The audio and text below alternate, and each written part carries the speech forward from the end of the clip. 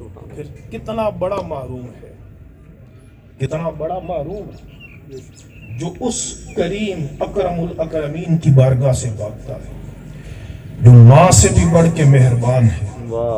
اللہ ارحم بعبادی من ہذہ بولدی، جس نے بن مانگے تمہیں اتنا کچھ عطا کیا ہے، تم اس کے بن جاؤ گے، اس کی بارگاہ میں جھک جاؤ گے، وہ تمہیں کتنا نوازے گا، کتنا کچھ عطا کرے گا۔ نہ اس کے پاس خزانوں کی کمی ہے، نہ رحمت کی کمی ہے، بس کمی ہے تو تیرے جھکنے کی ہے۔ جھکنا تیرا کام ہے، تیری جھولی دنیا اور آخرت کی نعمتوں سے بھرنا اس خدا کا کام ہے۔ میرے بھائیو، اس کی سب سے بڑی صورت اللہ تبارک و تعالیٰ کو یاد کرنے کی، اقیم الصلاۃ لذکری، اللہ فرماتا ہے میری یاد کے لیے نماز پڑھو، اور تم اگر نہیں پڑھو گے تو قیامت کے دن مرنا تو ہے نا، کوئی بندہ موت سے بچ نہیں سکتا۔ نعرہ تکبیر۔ ہو سکتا ہے ہمیں یہاں پہ اگلا سانس بھی آئے، ہمیں حکم دیا گیا ہے صبح کرو تو اپنی شام کا انتظار نہ کرو، شام کرو تو اپنی صبح کا انتظار نہ کرو۔ بہت سے لوگ صبح نکلتے ہیں، ان کے وہم و گمان میں بھی نہیں ہوتا شام کو ان کی میت ہوتی ہے۔ بہت سے لوگ شام کو صحیح سالم بیٹھے ہوتے ہیں، صبح ان کا جنازہ ہوتا ہے تمہارے سامنے، اور نہ صحت کا بھروسہ ہے نہ جوانی کا بھروسہ ہے۔ جو وقت تمہارا مقرر ہو چکا ہے اللہ کے علم میں، تمہیں دنیا کی کوئی بڑی سے بڑی طاقت نہیں بچا سکتی۔ قل ان الموت الذی تفرون منہ فإنہ ملاقیکم ثم تردون الی عالم الغیب والشہادہ فَيُنَبِّئُكُمْ بِمَا كُنْتُمْ تَعْمَلُونَ۔ اللہ فرماتا ہے جس موت سے تم بھاگتے ہو نا، یہ موت تمہیں آ کر رہے گی، آ کر رہے گی، دنیا کی کوئی طاقت تمہیں نہیں بچا سکتی۔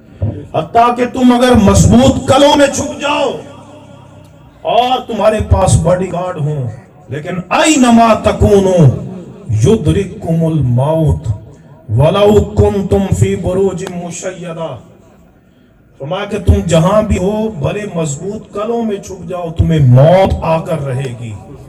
موت سے کسی کو کوئی مفر نہیں، موت پہلوانوں کو بھی آتی ہے، مالداروں کو بھی آتی ہے، موت حکمرانوں کو بھی آتی ہے، موت غریب کو بھی آتی ہے، امیر کو بھی آتی ہے، کسی وقت موت آ سکتی ہے۔ اور جب موت آئی تو پھر کیا ہوگا؟ ثم تردون الی عالم الغیب والشہادہ، جس کی عبادت سے تم بھاگتے تھے نا، جس کے ذکر سے بھاگتے تھے، اسی شہنشاہ کی بارگاہ کی حاضری ہوگی۔ قرآن کہہ رہا ہے تمہیں اسی شہنشاہ کے حضور پیش کیا جائے گا۔ اب جس دنیا کے لیے تم نے نماز چھوڑی، جس دنیا کے لیے تم نے نماز چھوڑی، جس زمین کے لیے تم نے نماز چھوڑی، جن دھندوں کے لیے تم نے نماز چھوڑی، وہ سب کچھ یہیں دھرے کا دھرا رہ جائے گا۔ نہ تمہاری زمین تمہارے ساتھ جائے گی، نہ تمہارا اقتدار تمہارے ساتھ جائے گا، نہ تمہارا پیسہ تمہارے ساتھ جائے گا، یہ پورا سامنے تقسیم ہو جائے گا۔ تو اللہ کی بارگاہ میں کیا لے کے جائے گا؟ کبھی سوچا ہے؟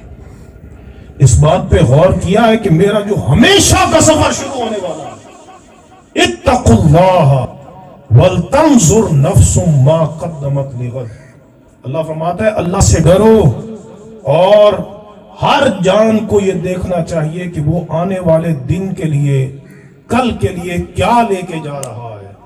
اور یاد رکھو اس آنے والے دن میں سب سے پہلا جو بندے سے سوال ہوگا نا، سارے تو پہلا سوال اس دن میں جب سورج بالکل سر پہ ہوگا، جب زمین پہ زلزلے آ رہے ہوں گے، اذا زلزلت الارض زلزالہا، زمین کو پوری قوت سے جھنجھوڑ دیا جائے گا، جب ماں اپنے بچے سے بھاگے گی، یوم یفر المرء من اخیہ وامہ وابیہ وصاحبتہ وبنیہ، بھائی سے بھاگے گا، باپ بیٹے کو چھوڑ دے گا۔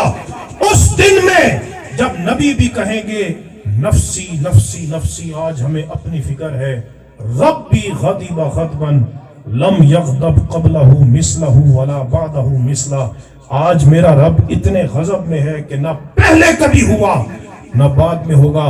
میرے بھائیوں، اس دن میں سب سے پہلا جب زمین و آسمان کی بساط کو لپیٹ دیا جائے گا، جو سب سے پہلا بندے سے سوال ہے یہ کہ بندے بتا تو نے پنجگانہ نماز بھی ادا کی تھی کہ نہیں.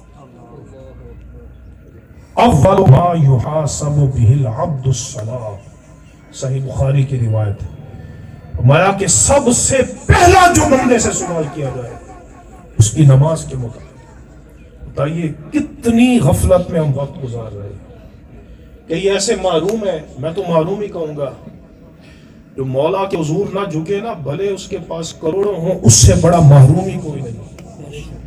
جب قبر میں جاؤ گے نا تاریک رات میں، تو یہ ساری باتیں سمجھ آ جائیں گی.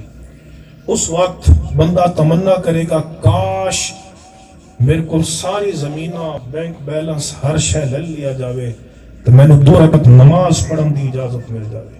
نہیں ملے گی. قرآن فرماتا ہے وَقَدْ كَانُوا يُدْعَوْنَ إِلَى السُّجُودِ وَهُمْ سَالِمُونَ. تمہیں دنیا میں بلایا جاتا تھا، دنیا میں سجدوں کی دعوت دی جاتی تھی. اس وقت تم صحت مند تھے، توانا تھے، تم مذاق بنا دیتے تھے نماز کا، مسجدوں سے بھاگتے تھے. یہ مولویاں دا کام ہے، نمازاں بخشیاں بخشائیں. نہیں.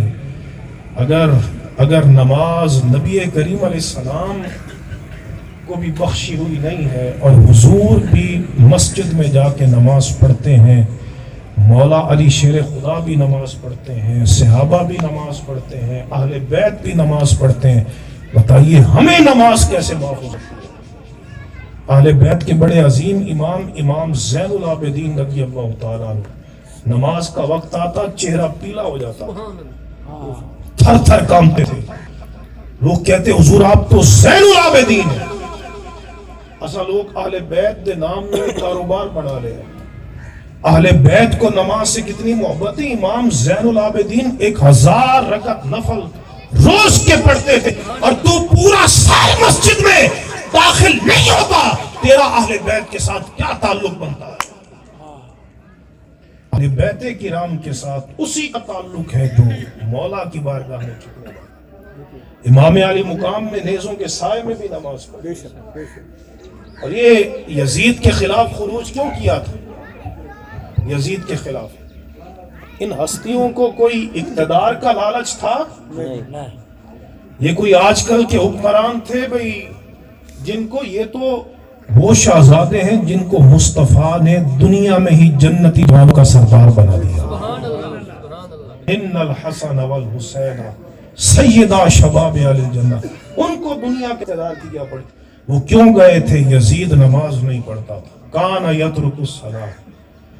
ہوں تو کیڑی خوش فہمی دے وچ کہ میں حسینی ہاں، پڑھدا تو نماز نہیں، تین قرآن ناظرہ پڑھنا نہیں آتا. اور کربلا میں آخری رات بھی خیموں میں سے رب کے قرآن کی آوازیں آ رہی تھی. کوئی یہ تک کوئی اختلاف والی گل نہیں. ہم کس سمت جا رہے ہیں؟ ہم کتنی غفلت میں وقت گزار رہے ہیں؟ موت قریب سے قریب تر ہوتی چلی جا رہی ہے، اور اتنی قریب ہے کہ ہمیں اچانک ایک لمبے سفر کی طرف جانا ہے.